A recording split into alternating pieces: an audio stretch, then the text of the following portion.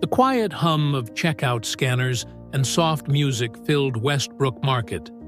It was a cozy neighborhood store, the kind where regulars came for quick errands or casual chats with familiar clerks. The evening rush had slowed, and the workers were going through the motions, ready for their shifts to end. Then, Denzel Washington walked in. Despite his fame, he moved with quiet ease, dressed in a casual jacket and jeans. He wasn't here for luxury, just a few essentials. He liked small, local stores like this. Less attention, more normalcy. Before we continue this story, let us know where you're watching from.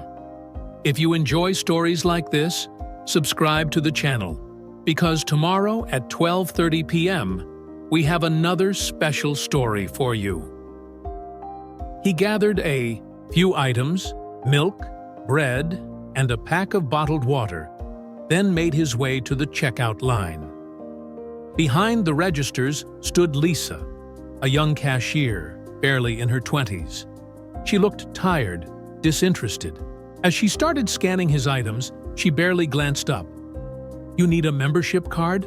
she asked, her tone indifferent. "No, thank you," Denzel replied, offering a polite smile. Lisa sighed, rolling her eyes slightly. Then, just loud enough for him to hear, she muttered under her breath, "Must be nice, 188's getting whatever you want without even thinking twice." The beep of the scanner filled the silence. Denzel's expression didn't change, but something in his posture shifted. A few customers in line turned their heads, sensing the unexpected tension. Lisa didn't realize it yet, but she had just stepped into a moment that would change everything. Denzel could have ignored it, could have brushed it off. But instead, he chose to pause, to listen. Because sometimes, the most powerful response isn't anger, it's understanding. The checkout lane grew tense, a subtle but undeniable shift in energy. Customers nearby cast sidelong glances, sensing something different in the air. The beeping of the scanner, the rustling of grocery bags, everything suddenly felt louder, sharper.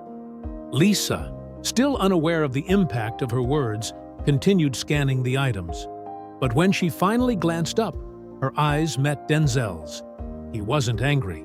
He wasn't offended. He was watching her, his gaze calm yet deeply thoughtful. Then, in a quiet, measured voice, he asked, "You think I don't know what it's like to struggle?" Lisa hesitated, suddenly uncertain. "I mean, you're Denzel Washington. You've got money, fame. You don't have to worry about this." She gestured vaguely at the grocery store, at the long line of tired customers waiting behind him, at herself. Denzel set his wallet down on the counter, his movements deliberate. "You know where I came from?" Lisa frowned slightly, shaking her head. "Mount Vernon, New York," Denzel said, his voice steady. "My mom ran a beauty shop. My dad was a preacher. We didn't have much. I've washed dishes, worked in a barber shop. I wasn't born into success. I earned it." The store, which had once been filled with quiet chatter and the hum of background music, seemed to fade into the background. Lisa blinked, absorbing his words. She hadn't expected that. Denzel leaned in slightly, his expression neither harsh nor condescending, just real. "And what about you?" he asked suddenly. Lisa's breath caught in her throat. Because, for the first time in a long time, someone was asking. Lisa swallowed, feeling a strange mix of emotions. No customer had ever turned the conversation back on her before. "Me?" she asked, stalling for time as she absent-mindedly bagged the last of Denzel's groceries. "I mean, there's not much to tell." Denzel tilted his head slightly. "Try me." For a second, Lisa considered brushing it off, giving him some generic response. But something about his presence made that impossible.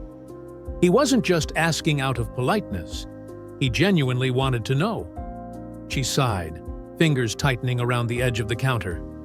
I grew up around here. Been working since I was 16. My mom left when I was little. My dad, well, let's just say he wasn't around much. I had to figure things out on my own. Denzel nodded, listening intently. That's not easy, Lisa shrugged. It is what it is. You don't get a choice, right? You just survive. Surviving is one thing, Denzel said. But that's not the same as living. His words landed heavier than she expected. Lisa glanced down, feeling a lump form in her throat. Yeah, well, living costs money, she muttered, forcing a small laugh. Denzel smiled, but there was something knowing in his eyes. You know, I had a teacher once. He told me something that stuck with me for years. He said, "Ease is a greater threat to progress than hardship." Lisa frowned slightly. What's that supposed to mean? Denzel leaned forward, resting his forearms on the counter. It means struggle isn't the enemy. It's what sharpens you, shapes you. It's the thing that forces you to dig deeper, to find out what you're really made of. Lisa let out a slow breath, absorbing his words. For the first time in a long time, she felt something other than exhaustion. She felt seen. Lisa shifted on her feet, her usual defenses feeling strangely unnecessary. She had spent so long brushing off customers, keeping conversations short, avoiding anything that felt too personal. But now, standing in front of Denzel Washington, she felt something different, like maybe, just maybe, someone actually saw her for more than just a cashier. She forced a small chuckle. That's easy for you to say. You're Denzel Washington. You don't have to struggle. Denzel raised an eyebrow, his expression serious yet warm. You think I just landed here by luck? That I woke up one day and people handed me opportunities? Lisa hesitated. Didn't you? Denzel shook his head, his voice steady but firm. No, Lisa. I worked hard. I failed. A lot. I had people tell me I wasn't good enough, that I'd never make it. But you know what I realized? The only person who gets to decide my worth is me. Lisa swallowed, shifting her weight as his words sank in. You said something earlier, Denzel continued, that you're just trying to survive. But is that all you want? To just get by? Lisa's mouth opened, but she hesitated. She wanted to say, yes, that surviving was enough, that she was doing the best she could. But deep down, she knew that wasn't true. She wanted more. I used to think like that too, Denzel admitted. But one day, I realized something. I could either keep making excuses, or I could start making moves. The moment you stop waiting for things to change and start changing them yourself, that's when life actually starts. Lisa felt a lump form in her throat. She had spent years assuming that people like Denzel, successful, powerful, respected, would never understand people like her. But standing here, looking into his eyes, she realized something shocking. Maybe he did. And maybe, just maybe, he was right. Lisa stared at Denzel, his words settling deep in her mind. For once, she didn't have a sarcastic remark. She glanced around the store, at the dull aisles, the tired customers, the endless routine. Was this really all life had to offer? Denzel leaned in slightly, his voice calm but firm. You've got fire, Lisa, but what are you gonna do with it? She crossed her arms. And what am I supposed to do? Just quit and become successful overnight? Denzel smiled. No. Success isn't luck, it's a choice. And right now, I'm giving you one. He pulled a small business card from his pocket and slid it toward her. There's a program I fund, training, education, real skills. It's not a handout, it's a start. But you have to want it. Lisa hesitated, staring at the card. Why me? Denzel's eyes softened.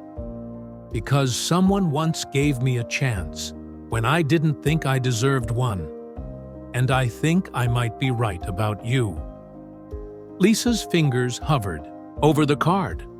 A part of her wanted to laugh it off, but another part of her wondered, what if this was real? Lisa stared at the business card in her hands. It felt heavier than paper, as if it carried all the possibilities she had never dared to consider. Her whole life, she had told herself that people like her didn't get second chances, that the world was unfair, and you just had to deal with it.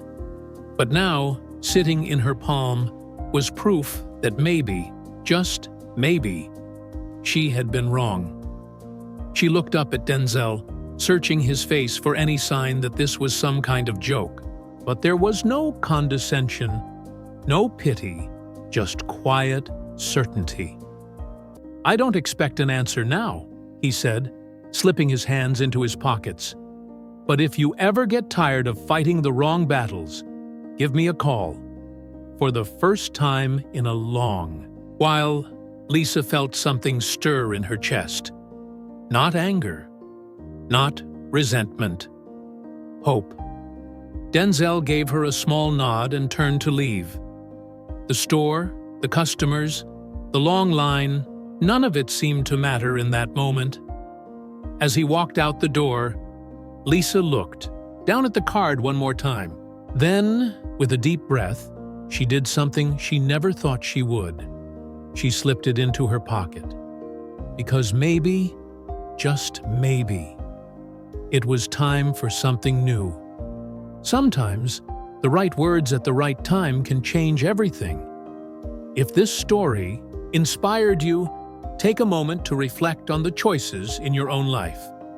And if you enjoyed this, don't forget to like, subscribe, and turn on notifications for more stories that inspire, challenge, and bring us all a little closer together.